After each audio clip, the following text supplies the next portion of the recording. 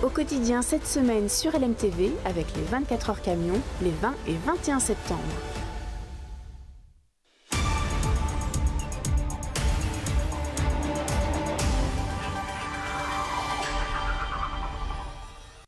Bonsoir à toutes et à tous, nous sommes le vendredi 19 septembre, ravis de vous retrouver pour cette nouvelle édition de Quotidien, l'essentiel de l'information en Sarthe pendant 15 minutes. Ce week-end, c'est la 4e édition de la Fête du miel et de la biodiversité. Ça se passe rue Jankowski au Mans ce samedi 20 septembre. Nous recevons la présidente de l'association La Reine des Abeilles et organisatrice de l'événement Alice Chabot pour en parler.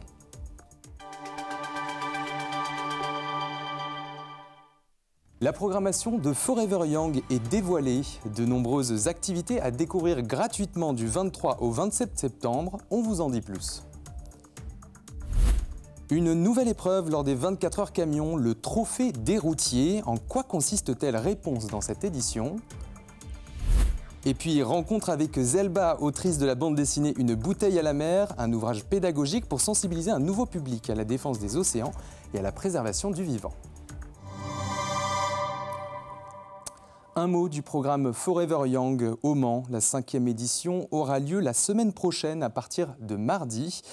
Plusieurs temps forts sont prévus. Campus en fête le mardi avec un concert le soir au Parc Monod. Une myriade d'activités sportives et artistiques dans les quartiers le mercredi, dont la fameuse soirée Roller Party au Spot. Un salon du multimédia et du numérique au centre-ville le samedi. Mais l'apogée peut-être sera la présentation du sport en plein essor pour la première fois au Mans. On pourra donc assister à des démonstrations de tech-ball le vendredi soir, place du Jet d'eau, un sport entre football et tennis de table, ou encore à une compétition de drone soccer le samedi après-midi, place de la République. Attendez-vous donc à en prendre plein les yeux. Et puis, ce qu'on est dans le sport, on note quand même une inquiétude, celle de Nordine Harik, l'adjoint au sport de la ville du Mans. Il craint des coupes budgétaires au niveau national, après des belles promesses nées avec les Jeux Olympiques, et les impacts sur les rénovations et les infrastructures sportives au niveau local.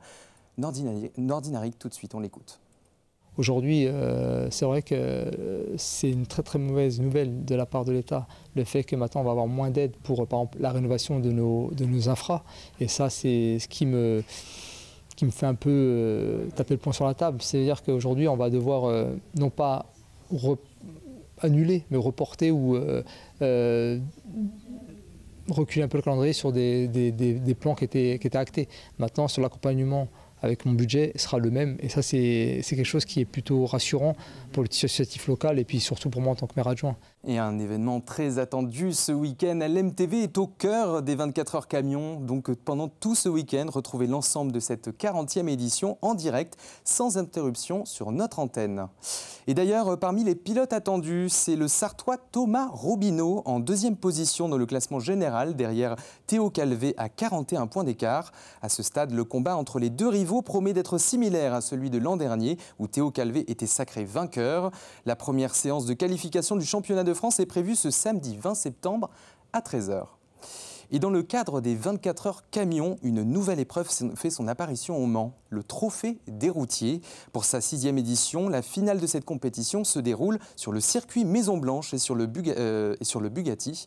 Le concept, élire le meilleur routier. Mais comment est-ce que ça marche? Explication dans ce reportage de Colin Ancel. Une seule question et 12 heures de compétition ce samedi pour y répondre. Qui gagnera le trophée des routiers? Lancé en 2014, l'événement pose ses bagages en Sarthe pour la première fois à l'occasion de cette 6e édition. Le but de ce concours, en fait, c'est de mettre en avant la profession, c'est de mettre en avant les conducteurs, leurs compétences, ce qu'ils sont capables de réaliser. Et je pense que c'est pour celui qui gagnera comme pour les autres, c'est une satisfaction personnelle aussi de pouvoir être arrivé jusque-là et puis de se retrouver sur ce lieu mythique. Pour déterminer le classement final, 5 épreuves, un QCM pour la partie réglementaire prévention-sécurité, une détection d'anomalies, des manœuvres de précision, de l'éco-conduite sur le circuit Maison Blanche et une situation à risque sur simulateur. Toutes ces épreuves sont évaluées. Une fois qu'on aura identifié les deux meilleurs, ils s'affronteront donc sur une manœuvre sur la ligne de départ du circuit Bugatti après la parade, pour déterminer effectivement qui sera le meilleur routier de France. Une opposition chaleureuse, oui, mais aussi un petit esprit de compétition avec un trophée au bout des roues. On a pu le voir déjà pendant les régionales, des personnes qui sont très investies, qui se sont préparées, qui ont révisé notamment pour la partie QCM. Et en même temps, c'est un moment de convivialité parce qu'on voit une cohésion d'équipe qui se crée au sein des conducteurs. Ils font tous le même métier, ils se retrouvent dans un lieu qui est sympa, dans un contexte sympa. Et le but, c'est que tout le monde passe en fait un bon moment. Un trophée à mériter pour les 12 champions régionaux. Il ne sera pas tombé du camion, celui-là.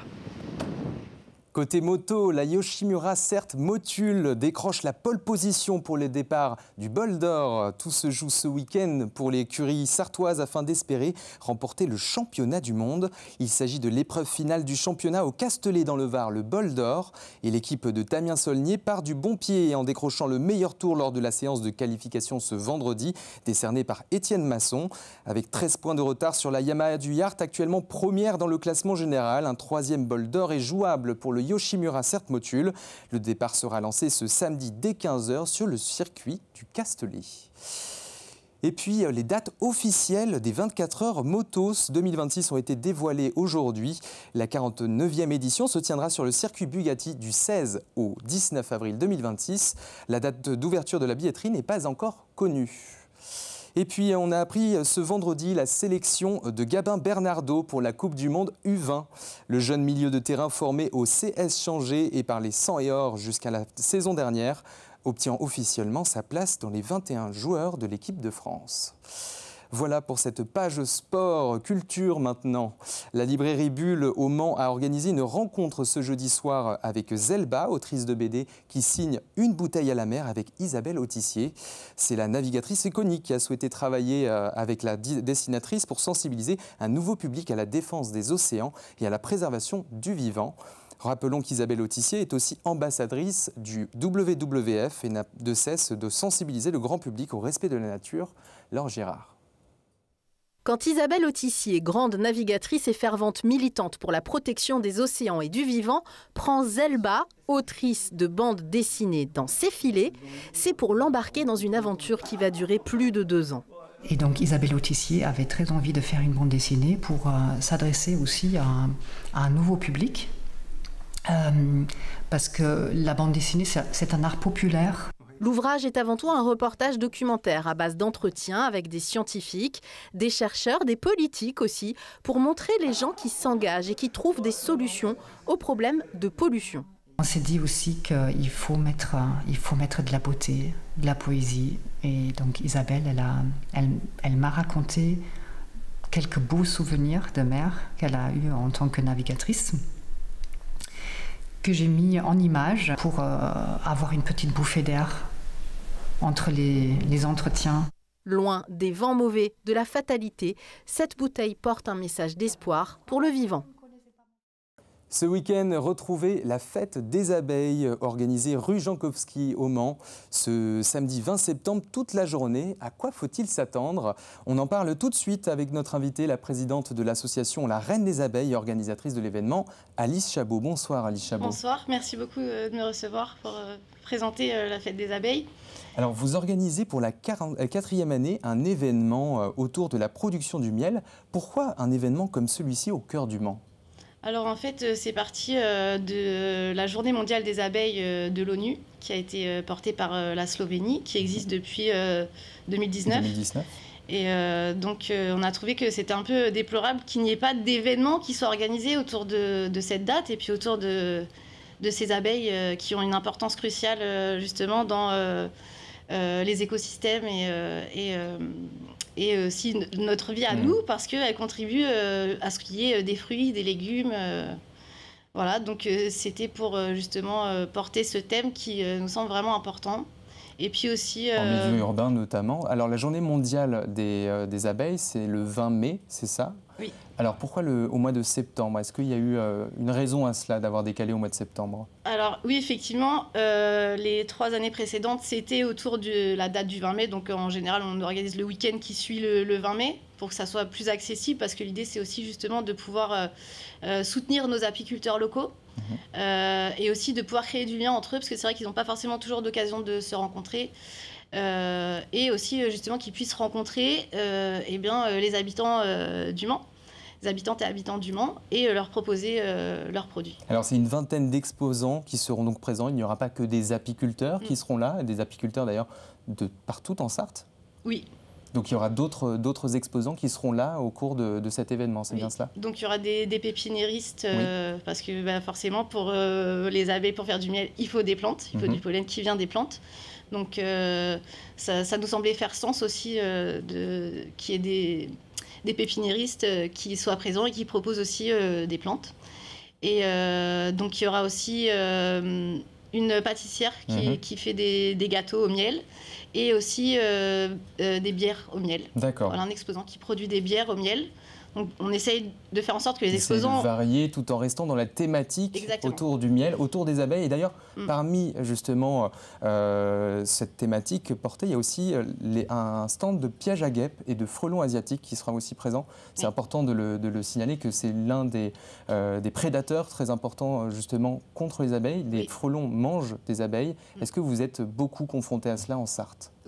Oui, c'est vraiment assez catastrophique la situation. Même ici au parc de Tessé, il y a un nombre de frelons asiatiques qui est considérable. Et effectivement, c'est au détriment des autres pollinisateurs et notamment des abeilles domestiques. Donc c'est dramatique pour nos apiculteurs. D'ailleurs, je vous remercie d'avoir fait le reportage auprès d'un apiculteur. Vous avez fait un reportage effectivement auprès d'un apiculteur pour sensibiliser et comprendre en fait les enjeux des frelons asiatiques en Sarthe. Et donc l'idée, c'est de pouvoir sensibiliser aussi pendant cette journée, le 20 septembre, rue Jankowski, de pouvoir avoir un échange avec les apiculteurs, mais aussi justement cet apiculteur qui ramène un piège à frelons dans son stand. C'est bien cela? Alors lui, il n'est pas forcément apiculteur, mais en tout cas, il produit, il fabrique des pièges et il vend des pièges à frelons, des pièges à guêpes. Et donc effectivement, ça nous semble intéressant de l'inviter aussi parce qu'il y a des solutions qui existent donc, pour lutter contre les frelons asiatiques, notamment ces pièges. Et aussi, il y a un autre ennemi des abeilles, malheureusement, qui est les pesticides. Et donc on voulait aussi essayer de pouvoir aborder ce thème-là et que justement les apiculteurs puissent eux-mêmes expliquer aux Mancelles et aux Manceaux ces questions-là. Et puis aussi, il y a une idée de pouvoir apporter une initiation aussi pour les enfants qui puissent voir, comprendre d'où vient le miel et l'importance des abeilles aussi. Merci Alice Chabot, présidente de l'association La Reine des Abeilles, d'être venue sur notre plateau et puis l'événement qui se déroulera donc rue Jankowski au Mans ce samedi 20 septembre. Merci à vous. Voilà, de 10h à 18h. Merci beaucoup. 10h à 18h. Merci. Tout de suite, c'est l'agenda du week-end.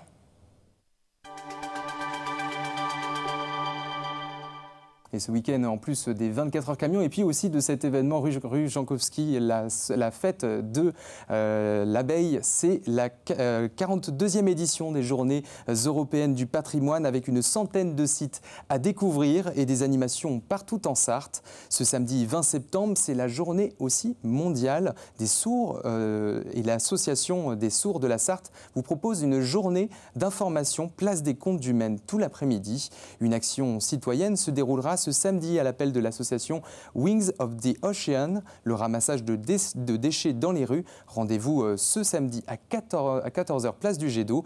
Dimanche 21 septembre à Parçay-sur-Sarthe, la galerie d'art The Artistic Red Hot vous propose le vernissage de sa nouvelle exposition Corps et âme. Elle rassemble 12 artistes au sein de la galerie et dans son parc au lieu-dit La Sonnerie. Voilà pour l'essentiel de l'actualité sur votre territoire. Retrouvez sur LMTV Sarthe les 24 heures camions édition 2025 retransmis en direct le samedi et le dimanche. Samedi de 13h30 à 22h et dimanche de 11h à 18h30. Voilà pour Au Quotidien. On se retrouve de 18h45 à 19h du lundi au vendredi à partir de lundi prochain. Et puis tous nos contenus en replay sur notre chaîne YouTube. Bonne soirée à toutes et à tous et à lundi.